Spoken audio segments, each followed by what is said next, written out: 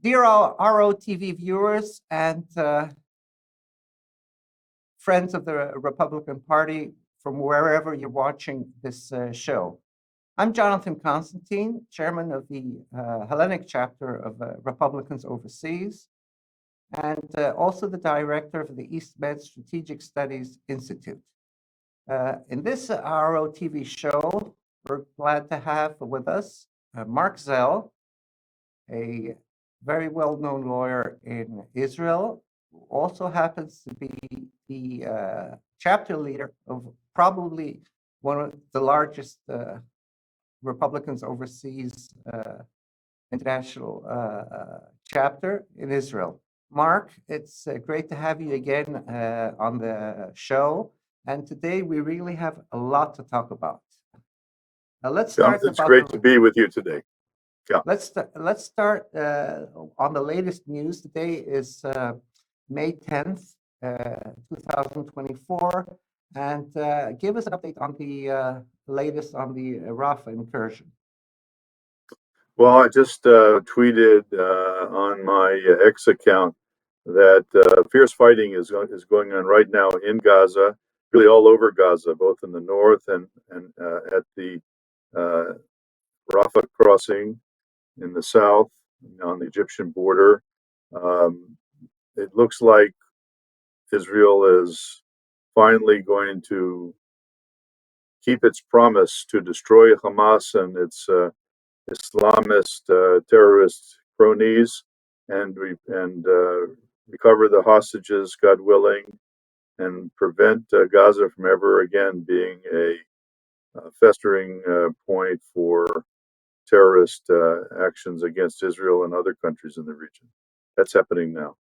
Yes, unfortunately, I must be a little bit somber on that. I don't expect all the hostages to be alive. Unfortunately, our information says that a percentage of them will be dead. At least we can recover the bodies of those Israeli and American citizens, by the way. Do you have any latest info on that? No, in fact, there's no one other than the terrorists have that information. That's part of the problem that Israel has been confronting throughout these extended negotiations, which have gone on for months with no results, because they won't tell us who is alive and who is dead. And of course, for the families, that's horrible. I'll choose at the moment to be more optimistic than you are, Jonathan. We hope that the vast majority of the 133 persons that are being held, men, women, infants, elderly, Holocaust survivors, in Gaza by Hamas will be returned to us in the near future. We're always praying for that, and at the moment, there's no reason to think otherwise. I'm wondering, and this is a serious consideration, how is it possible to conduct negotiations using Qatar as a go-between when Qatar and Turkey are the main financiers of Hamas? It seems like a very, very paradoxical situation that you're talking to the persons who are in reality financing and controlling Hamas as supposedly independent mediators. What's your take on that?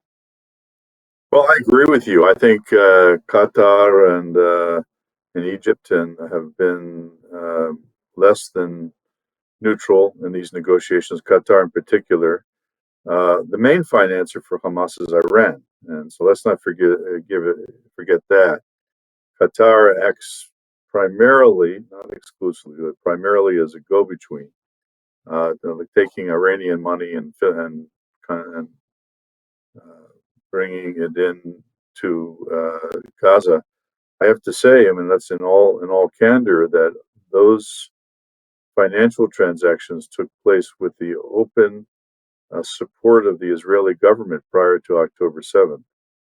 That's something I think that a lot of people will have to deal with in terms of accounting for what happened in those days that led up to October 7th. But in any case, Qatar is not a neutral mediator. It has been sponsoring and harboring the Hamas leadership for extended periods of time, even now. I understand the United States is demanding, whatever that's worth, that the Hamas leadership be expelled from Qatar.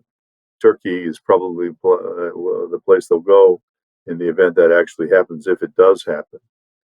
And as you know, Qatar is the owner and operator of the Al Jazeera broadcast network, cable network, and Israel finally took definitive steps in the last few days to expel Al Jazeera from Israel and shut down their broadcast facilities here so that they can no longer spew their venom against Israel from inside Israel itself. Yes, well, for those who are not familiar with the command structure of Hamas, Hamas is offshoot or let's say a part of the Muslim Brotherhood. The Muslim Brotherhood has its seat in Constantinople, and it was revived in 1956 by Erbakan. And the triangle between Qatar, Constantinople, and Hamas is a very definite one. And Iran is just happening to be there and putting up all the money. Now, I'm wondering how Qatar be a target of the U.S. administration when Qatar has been funding all the liberal think tanks and universities, Democrat Party, media sources.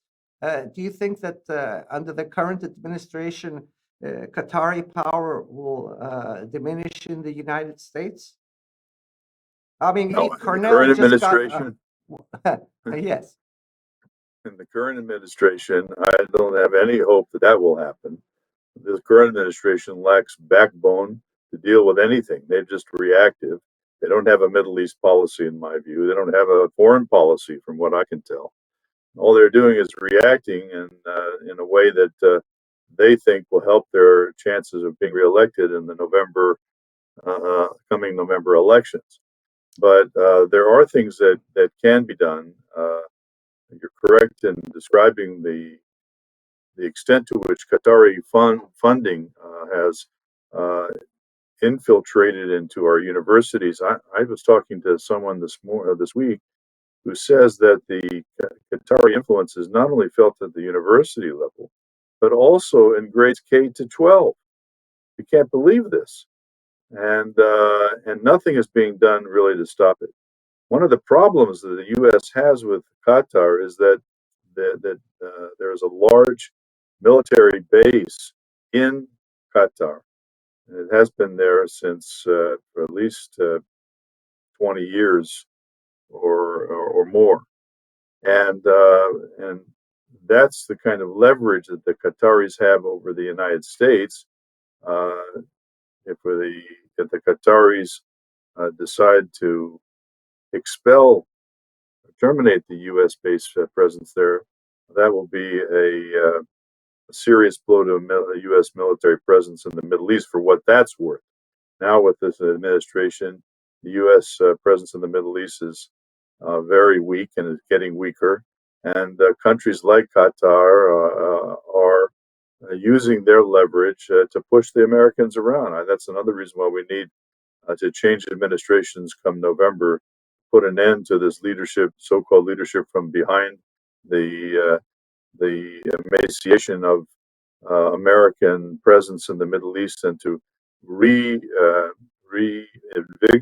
American influence in the region, not necessarily by military presence, but by strong, effective action of the sort we saw during President Trump's administration. Well, the United States is not the only one who has a military base in Qatar. There's a very large Turkish military base in Qatar. Turkey has guaranteed Qatar's sovereignty and independence, and a lot of the Hamas terrorists receive their training there. Yes, So that's true. it's a little bit odd that as Americans we accept, in word, we denounce Hamas as terrorists, but indeed there are two bases almost adjacent one to each other, where there's a crossover between the two. Yeah, look, I fully agree with you, and I also have to say that the Israeli government needs to step up and say enough. We don't rely on Qatar any longer. They've been working to undermine the security and stability in our region, and as we've talked about around the world. So so I think it's time for Israel too to say that's it. We're enough. Qatar, you're out. You want to deal with Hamas and Hezbollah and these other proxies of the Iranians. You do that, but you do that at your own risk. You're out of the negotiating setting. No longer a mediator. Okay, in light of the fact that we recently had a jihadist attack on a hotel here in Greece, in the center of Athens. The video was suppressed by the Greek media and authorities, but it has circulated widely. What they did, the jihadists, after the end of a pro-Hamas demonstration, started hitting hotels and demanding that all Jewish occupants move outside to be beaten. Anyway, thankfully the police intervened and that stopped. The thing is, this is becoming very widespread around Europe, and in my opinion, this is all centrally administered. This supposed freedom movement, and it comes from the Biden support for radical Islam, the Biden regime's support for radical Islam. Could you elaborate on that? Okay. Well, listen, I agree that the failure of the Biden administration to disassociate itself from these radical groups, radical Islamist groups, primarily in the United States, where we expect the Biden administration to take strong action in the wake of these increasingly violent and anti-Semitic protests at U.S. universities and companies and even elementary and secondary schools. This is an outrage. The President of the United States has had many opportunities to address this issue, not just to talk about putting an end to this this outrageous conduct by these protesters, so-called protesters, but also to take a definitive steps to bring an end to this activity throughout the United States. They can do it by cutting off student loan funding. They can do it by cutting back federal subsidies to universities and colleges and school systems at the lower level where these kinds of anti-Semitic protests are occurring. You can do it by even supporting law enforcement to come in and put an end to these protests and encampments around the United States. Where in those states, particularly blue states, almost exclusively, where these activities have become hate-filled and violent, and the local democratic governments at both the state and local levels are unable to or unwilling to put an end to these things. And in those states, other states like Florida, for example, at the University of Florida, where you have President Ben Sasse, former Republican senator from Nebraska, and Governor DeSantis, who have taken a very hard line about allowing these protests to to become violent and hate-filled, they've put an end to it. They prevented them from happening, so it can be done. In those places like in California, New York, New Jersey, Minnesota, other places, and Massachusetts, which are Democratic-run states, these protests have become unacceptable and violent, as I've indicated, and they've been allowed to proceed or occur without much in the way of law enforcement involvement, police and local authorities.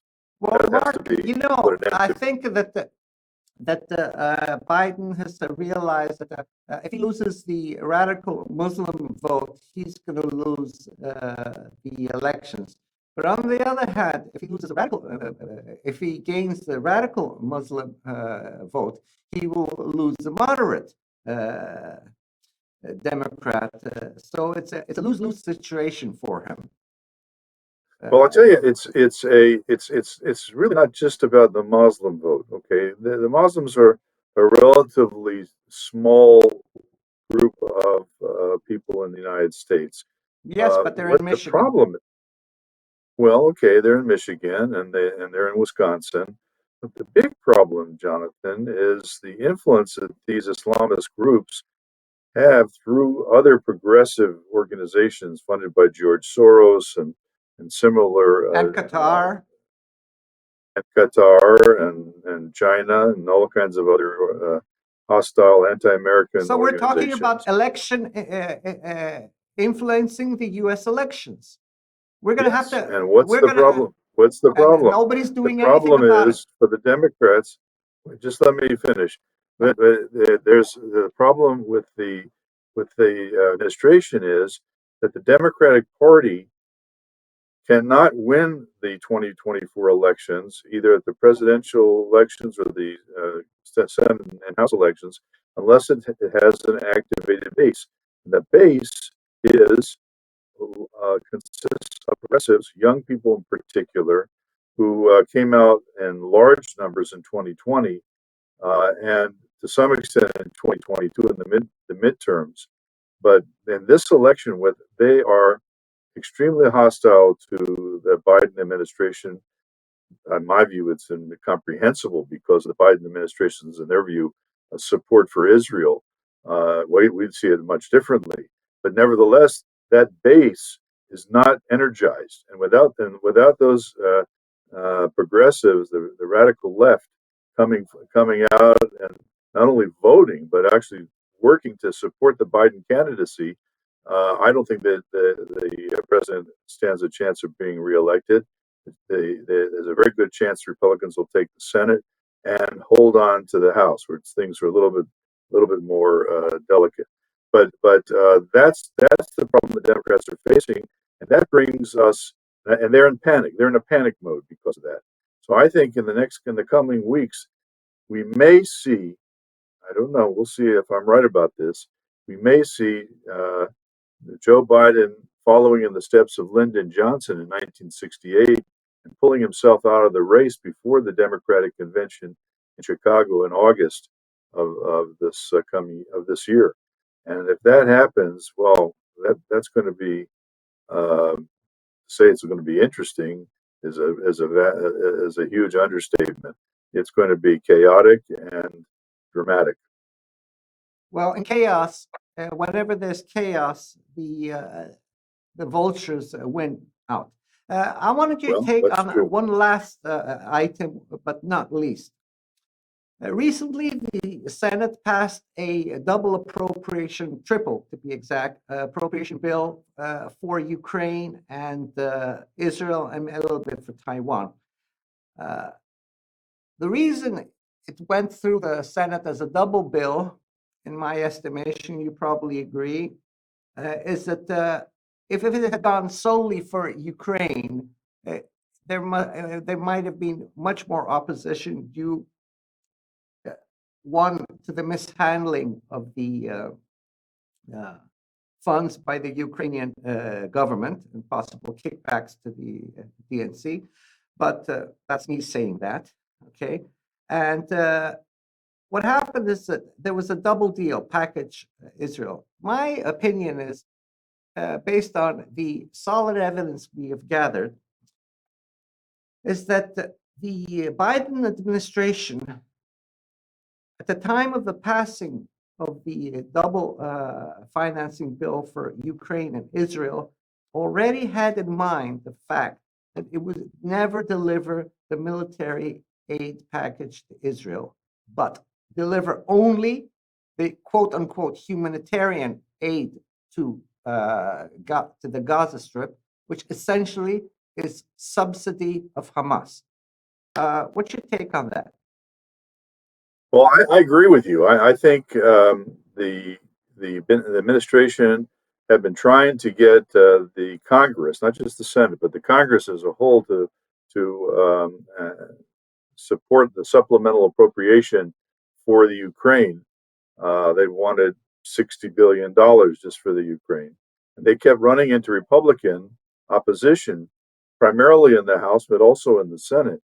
And they decided that the way to co-opt or to circumvent the Republican opposition in the Congress was to link the Ukrainian funding appropriation with the Israeli uh, appropriation, which the Israeli appropriation is 26 billion, but out of that 9 billion is for the humanitarian aid to Hamas, to the Gaza Strip, really to the Hamas, as you said. In fact, just as a footnote, I'll mention to your viewers that during this past week, um, the Hamas, and it happened actually today, in fact, they've been attacking the crossing points where this humanitarian aid was coming into the Gaza Strip from Israel, okay, at the request of the Americans and the international community. And they've been killing Israeli soldiers who were protecting the convoys of the humanitarian aid trucks coming into Gaza. Okay, so you can't make this stuff up. Here's Hamas, who's being supported by protesters and the administration, as we've talked about, attacking the very people that are trying to bring the aid into for the Palestinian civilians in Gaza, all of which, as you pointed out, is controlled by Hamas. Now, I think you're right. I think that the administration knew very well that once it got a supplemental appropriations bill passed by Congress, but primarily for Ukraine and secondarily for Israel and Taiwan, then the administration was going to pull a bait and switch and prevent the arms that Israel needs to finish up the war against Hamas from actually being delivered, notwithstanding the appropriation of the funding for that. And that is why many of us here, and by the way, an overwhelming majority in the Congress, led by the Republicans, of course, but also by a significant number of Democrats, have said that what the administration did with respect to the Israeli funding is really unacceptable. It's a kind of fraud on the Congress and the American public, and therefore they've called for the administration to reverse its position and let these arms come into Israel. Otherwise, what you're doing in the middle of a war, an existential war that Israel is fighting against the Palestinian terrorists in Gaza, the United States suddenly cuts off an important source of munitions and ordnance, and then it forces Israel. And here's the irony of it: a lot of these weapons that the Americans are delaying are highly sophisticated, precision-guided munitions. They save lives when used because they can be targeted against military targets as opposed to other targets where collateral damage can occur. But now, if the Americans are holding back these weapons, Israel will now be forced to use its stockpiles of less precision guided, precise munitions, and that, the height of irony, will result in may well result in increased Yes, civilian but that's casualties. exactly what Hamas wants. Hamas wants Of course, it does. people to die with no reason. They don't want their That's fighters to right. die. They want the civilians That's to right. die so they can turn They just need around to and survive. make it into a They just need to PR. survive. It's all a That's right. public Okay. relations stint by the Soros-backed Well, it's not oligarchy. it's victory for the Hamas is simply to survive. That's why they took the hostages to prevent that. Exactly. And The other that's thing why I'm going they're to not say, talking about giving him back. that's right. And the other thing I want to say, Jonathan, I know we have to close, is that in defending his decision not to release these important munitions to Israel, the President Biden, in his CNN interview, made what is the 21st century equivalent of a blood libel against Israel. What did he say? He said, if the United States allow these weapons to go to Israel, Israel will use these weapons to kill innocent Palestinian children. You understand what he's saying? That is Exactly. absolutely, It's a leftist Soros narrative that we've been hearing for the last it is, but years. it's also false. You have urban warfare experts from West Point and other praising the Israeli army for its circumspection and care in avoiding children's and civilian casualties in Gaza, to an extent that has not been achieved by any army engaged in urban warfare, including that of the United States, ever in history.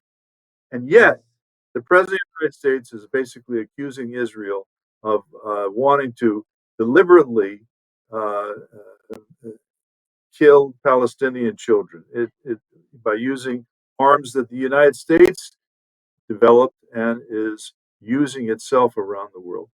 Unbelievable. Mark, That's another reason why Mark, it's been great. 2024 is a for us. Mark, it's been Yeah. great having you again on the show. We're happy to hear your insight. We both agree that the American administration tricked the United States Congress and the United States Senate with the double deal, and they're only gain point at this way to gain more time for Hamas until at least the November elections. On that note, I'm going to say, God be with you all. Let's hope Israel comes out stronger from all of this. We are all with you in mind and spirit, and we hope all the best. Well, Jonathan, thank you very much for having me, and I want to thank all of the members of Republicans Overseas Hellenic Chapter for their support for what you're doing and for us here in Israel. And I want you to also want to call out to all American citizens around the world outside the United States. We need to have you register. Register now, request your absentee ballots, and vote. Nothing could be more important than having Americans overseas, wherever you're located, especially in Greece and in Israel, to register and to take advantage of this extraordinarily powerful privilege that each of us has to influence the future of the American government and American society as a whole. Thank you all, and God bless you. Yes, Shalom from Israel. Shalom. I think I'm going to say it correctly. I'm Israel Chai. Did I say it? Beautiful. Am Yes. Yisrael Chai. The nation of Israel lives and will live. And it will have the support of us here in Greece and all reasonable people around the earth. God bless. God bless you. Dear viewers, thank you for being again with us. And we'll see you next time. And for those who have American citizenship, please register to vote as soon as possible, because we're almost ready to enter a third world war due to the liberal unquote unquote leftist tactics, which are destroying our nation and the whole world.